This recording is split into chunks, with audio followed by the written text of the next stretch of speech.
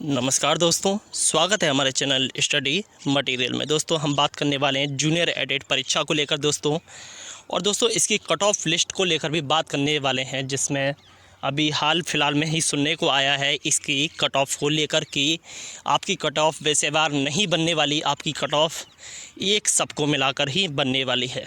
तो ये सुनने में आया है दोस्तों, क्या ये सच बात है या इस बात में कितनी सच्चाई है दोस्तों, हम जानेंगे इस वीडियो के माध्यम से। तो दोस्तों वीडियो पर बने रहें और वीडियो को दोस्तों ज़्यादा से ज़्यादा शेयर करें। और चैनल पर अगर आप नए हैं, चैनल को सब्सक्राइब नहीं किया है तो चैनल को भी साथ में सब्सक्राइब ज़रूर कर लें। दोस्तों अभी हम बात कर रहे थे, अभी हमने लास्ट वीडियो डाली थी इसकी कट ऑफ यानी मेरिट लिस्ट के आवेदन को लेकर कि आपके आवेदन 8 जनवरी से स्टार्ट होने के पूरे आसार है। ये एक एक्सपेक्टेड डेट थी, ठीक है। बट अभी हाल फिलहाल में हमें पता पड़ा है कि आपकी जो कट ऑफ है, जो विषयवार ना लगकर यानी अलग अलग विषयों के हिसाब से ना लगकर दोस्तों सबकी कंबाइंड जो कट ऑफ है जो लगने वाली है। दोस्तों काफ़ी सुनकर दुख हुआ कि आपकी जो कट ऑफ है जो सब्जेक्ट वाइज न लगकर दोस्तों सबकी कमांड एक ही कट ऑफ बनाई जाएगी। ये हमने देखा था दोस्तों, हमें जानकारी मिली थी अलग अलग चैनल्स के माध्यम से और न्यूज़ के माध्यम से और न्यूज़पेपर के माध्यम से। अब देखते हैं दोस्तों इस बात में कितनी सच्चाई है दोस्तों। क्या ये सब्जेक्ट वाइज कट ऑफ लगने वाली है या सब्जेक्ट को सारे कंबाइन करके एक कट ऑफ बनने वाली है। देखिए अगर हम बात करें सब्जेक्ट वाइज़, अगर हम गुणांक की बात करें तो दोस्तों सब्जेक्ट वाइज़ अगर गुणांक देखा जाए तो दोस्तों लोगों का काफ़ी अच्छा है, ठीक है। यानी अगर सब्जेक्ट वाइज़ अगर कट ऑफ लगती है तो दोस्तों सिलेक्ट होने के चांसेस बहुत ज़्यादा बनने वाले हैं। यानी अगर सब्जेक्ट वाइज कट ऑफ लगेगी तो लाजमी बात है दोस्तों हिंदी की कट ऑफ ज़्यादा जाएगी, ठीक है। साइंस की अलग जाएगी, साइंस की कम जाएगी क्योंकि इसका पेपर हार्ड वगैरह था, ठीक है। और इंग्लिश की अलग जाएगी दोस्तों, संस्कृत की अलग जाएगी और सामाजिक विज्ञान की अलग। यानी मेरे कहने का मतलब ये है जिस लेवल का पेपर आया था उस लेवल के हिसाब से ही आपकी कट ऑफ जाने वाली थी, ठीक है। लेकिन अचानक ही इसमें चेंज आया है, सुनने में आया है कि आपकी जो सब्जेक्ट वाइज कट ऑफ ना लगकर, ठीक है, सब्जेक्ट वाइज ना लगकर अब सबको एक ही कंबाइंड में कर दिया जाएगा, ठीक है। दोस्तों इसका नुकसान क्या होगा? इसका नुकसान ये होगा अगर कंबाइंड कर दिया जाता है इसको तो सबसे ज़्यादा कट ऑफ किसकी जाएगी दोस्तों, आपको पता है सबसे ज़्यादा कट ऑफ जो जाने वाली है वो आपकी हिंदी और संस्कृत की। किसकी? आपकी हिंदी और संस्कृत की जो है कट ऑफ है वो सबसे ज़्यादा जाने वाली है, ठीक है। अब जब हिंदी और संस्कृत की सबसे ज़्यादा कट ऑफ जाने वाली है तो अब मैथ और साइंस वालों का तो दोस्तों दूर दूर तक नाम नहीं है, क्योंकि सीटों की संख्या कम है। सीटों की संख्या है 1504, ठीक, सीटों की संख्या है 1504। और जब हाई कट ऑफ जब जाएगी तो जो हिंदी में गुणांक है दोस्तों लोगों का 75 प्लस ही है गुणांक, ठीक है। 80 भी पार कर चुका है लोगों का गुणांक। तो दोस्तों इस हिसाब से तो गुणांक जो है 75 प्लस ही रहने वाला है। फिर तो 75 से नीचे किसी का नंबर नहीं आने वाला अगर इसमें सब्जेक्ट वाइज कट ऑफ नहीं लगती है, ठीक है। अब इस बात में सच्चाई कितनी है ये सारी बातें तो हमने देख ली, ठीक है, कि हमारी कट ऑफ अब इस बात में सच्चाई क्या है दोस्तों सच्चाई ये है कि सुनने में तो आया है, ठीक है। न्यूज़ में भी हमने देखा, ठीक है। न्यूज़ में भी हमें दोस्तों के माध्यम से भी पता पड़ा। कुछ एक कमेंट आई थी हमारी वीडियो पर कि सर कि आप ये इसके बारे में बताइए कि जो सब्जेक्ट वाइज जो कट ऑफ नहीं लगने वाली विषयवार सबको एक ही कंबाइन करने वाला है, ये इसकी सच्चाई क्या है। तो दोस्तों मैं आपको बता दूं किसी भी एग्ज़ाम में ये पॉसिबल नहीं है कि आपकी जो मेरिट लिस्ट है सब्जेक्ट वाइज ना लेकर कंबाइंड लगाई जाए। यहाँ वो पॉसिबल नहीं हो सकता। क्यों? क्योंकि दोस्तों सब परीक्षाओं का लेवल अलग अलग होता है। सारी एग्ज़ाम जो होते हैं वो अपने अपने में अपनी काबिलियत लिए हुए होते हैं। यानी साइंस का जो पोर्शन है वो अपनी खासियत लिए हुए है, हिंदी का अपना, इंग्लिश का अपना और सोशल साइंस और संस्कृत का अपना, ठीक है। और उसका लेवल भी दोस्तों परीक्षा का जो लेवल है उसी हिसाब से होता है, ठीक है। परीक्षा का लेवल भी उसी हिसाब से होता है। अब जो एग्ज़ाम जो देने गया है, यानी हमने जो एग्ज़ाम दिया है, हमने किस हिसाब से एग्ज़ाम दिया है, हमने दिया है दोस्तों सब्जेक्ट वाइज, ठीक है। हमने पढ़ाई की थी सब्जेक्ट वाइज, ठीक है। अगर हमें ऐसा पता होता तो दोस्तों सारे लोग फिर हिंदी में आवेदन करते, सारे लोग संस्कृत में आवेदन करते। क्यों हम इतना दिमाग खाते कि साइंस के लिए मैथ पढ़ें कि साइंस पढ़ें, इतना क्यों हम समय खाते? क्योंकि साइंस का पेपर तो हार्ड आया था, ठीक है। साइंस का पेपर हार्ड आया था दोस्तों, तो हम सोशल साइंस का भी थोड़ा हार्ड आया था दोस्तों, क्योंकि उसमें करंट अफेयर पूछ ली गई थी ज़्यादा। तो दोस्तों उस हिसाब से लेवल देखा जाए तो सबसे नीचे लो पर आती है साइंस और मैथ, सबसे टॉप पर आती है हिंदी, ठीक है।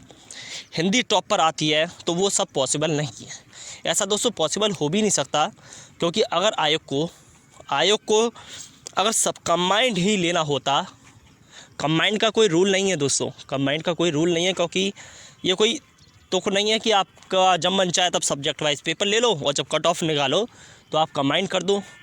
ये कोई दोस्तों मैटर नहीं करता। आपकी जो कट ऑफ लगेगी दोस्तों, आपकी जो फाइनल मेरिट जो लगेगी, आपने जिस सब्जेक्ट से एग्ज़ाम दिया है सब्जेक्ट वाइज ही लगेगी। उसमें कुछ भी चेंज नहीं होगा, उसमें कुछ भी चेंज नहीं होगा। आपकी सब्जेक्ट वाइज आपने जिस सब्जेक्ट का एग्ज़ाम दिया है, आपने जिस सब्जेक्ट का एग्ज़ाम दिया जिस कैटेगरी से, वही कैटेगरी वही सब्जेक्ट रहेगी और वही सब्जेक्ट की कट ऑफ रहेगी। उसे किसी में अभी ऐड नहीं किया जाएगा। यानी 5 सब्जेक्ट हैं, कौन कौन सी? हिंदी है, संस्कृत है, मैथ एंड साइंस है, सोशल साइंस है और इंग्लिश है। तो 5 कट ऑफ लगेंगी दोस्तों, 5 मेरिट लिस्ट लगेंगी, ठीक है। 5 मेरिट लिस्ट में लगेंगी, लेकिन पाँचों को मिला दिया जाए ऐसा दोस्तों कहीं भी संभव दिखाई नहीं पड़ता, क्योंकि ये एक तरह से बेमतलब जैसी बातें कर दी, एक तरह से जैसे उस इंसान के सींग निकले आए, ठीक है, एक तरह से बेमतलब बातें हो गई ये, कि ऐसा कहीं पॉसिबल नहीं है। किसी भी एग्ज़ाम में देख लीजिए आप, चाहे ऑल इंडिया ले देख लीजिए या उससे बाहर देख लीजिए, सब्जेक्ट वाइज अगर आपका एग्ज़ाम लिया गया है तो आपका सब्जेक्ट वाइज ही आपकी कट ऑफ लगेगी, ठीक है ना। क्योंकि अगर ऐसा कंबाइंड कर दिया जाता है तो दोस्तों बहुत बड़ी गड़बड़ हो जाएगी, बहुत बड़ी गड़बड़ हो जाएगी दोस्तों, क्योंकि सब कुछ ऊपर नीचे हो जाएगा दोस्तों। रूल कायदे वगैरह भी कुछ चीज़ें होती हैं, कायदे कानून जो टर्म्स एंड कंडीशन जो बनाई जाती हैं एग्ज़ाम के टाइम, तो वो भी दोस्तों कुछ चीज़ें होती हैं, तो इससे काफ़ी असर पड़ता है। अब आप साइंस को हिंदी में मिक्स कर दोगे तो दोस्तों साइंस कहाँ रहेगी फिर, ठीक है। साइंस की अगर आप कट ऑफ लगाओगे हिंदी के बेस पर तो साइंस कहाँ रहेगी। उसी हिसाब से और भी सब्जेक्ट देखेंगे, जैसे हिंदी को अंग्रेजी से मिला दिया, हिंदी को संस्कृत समझ में आता है, हिंदी से संस्कृत समझ में आता है कि हिंदी और संस्कृत की कट ऑफ एक लगेगी, लेकिन वो भी अलग अलग लगनी चाहिए, क्योंकि इन्होंने एग्ज़ाम लिया है अलग अलग। इन्होंने टॉप ऑप्शन भी दिया था, आपने देखा होगा जब आपने OMR सीट फिल की होगी तो आपने ऑप्शन भरा होगा एक अपनी सब्जेक्ट का। मैंने मैथ एंड साइंस भरा था, ठीक है। आपने किसी का सोशल साइंस होगा, किसी का इंग्लिश होगा, किसी का हिंदी होगा, ठीक है, किसी का संस्कृत होगा।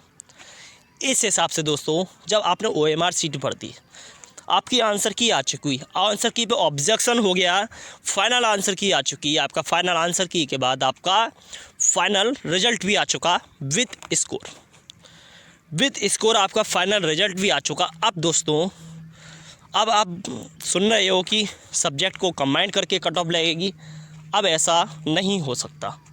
अगर इन्हें ऐसा ही करना होता तो ये रूल और टर्म्स एंड कंडीशन जो होती है वो अलग बनाते, कुछ अलग टर्म्स एंड कंडीशन बनाते हैं दोस्तों।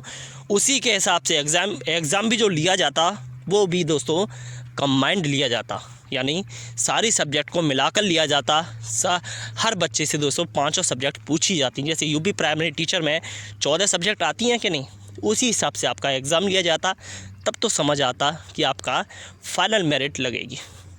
लेकिन आपने अलग अलग एग्ज़ाम ले लिया और फिर लास्ट में जब कट ऑफ लगाने की बारी आई तब आप कह रहे हो कि फ़ाइनल कट ऑफ जो लगेगी सारी सब्जेक्टों को मिलाकर लगेगी। ऐसा दोस्तों आप मन में ऐसा कुछ भी डाउट ना पैदा करें, ऐसा कुछ भी नहीं होने वाला। आपकी जो फाइनल मेरिट लगने वाली है वो आपकी सब्जेक्ट वाइज ही लगेगी, जिसमें आपने मेहनत की है, ठीक है, जिसमें आपने मेहनत की है दोस्तों, और मेहनत का फल आपको ज़रूर मिलेगा। जो सीट के दावेदार हैं सब्जेक्ट वाइज, उनको दोस्तों उस सब्जेक्ट की सीट ज़रूर मिलेगी, आपकी सीट कहीं भी नहीं जाने वाली। ये आप दोस्तों दिमाग में रख लीजिए और टेंशन कतई भी ना लीजिए। ये सब फैलाने वाली दोस्तों अफवाहें हैं और कुछ नहीं है। ऐसा आयोग भी दोस्तों बेवकूफ़ नहीं है कि एकदम ये बच्चों जैसी हरकतें करने लगेगा। एकदम बच्चों जैसी हरकतें समझ में आती हैं तो दोस्तों ऐसा मन में ना रखें, ठीक है ना। तो उम्मीद करता हूँ कि आपको वीडियो समझ में आई हो। अगर नहीं समझ में आई हो तो एक बार फिर से देख लीजिए, ठीक है। और वीडियो को दोस्तों शेयर ज़रूर करें, जिससे जिन लोगों को नहीं पता उन्हें भी पता पड़े कि ऐसा कुछ भी नहीं है। और अगर आप हमारी वीडियो पहली बार देख रहे हैं और चैनल पर अगर आप नए हैं तो चैनल को भी दोस्तों सब्सक्राइब जरूर कर लें और घंटी का जो बटन दे रखा है राइट साइड पर उसे भी क्लिक कर दें, जिससे हमारी आगे आने वाली वीडियो का नोटिफिकेशन आपको सबसे पहले प्राप्त हो जाए। तो दोस्तों आज की वीडियो में बस इतना ही। आज के लिए धन्यवाद। जय हिंद।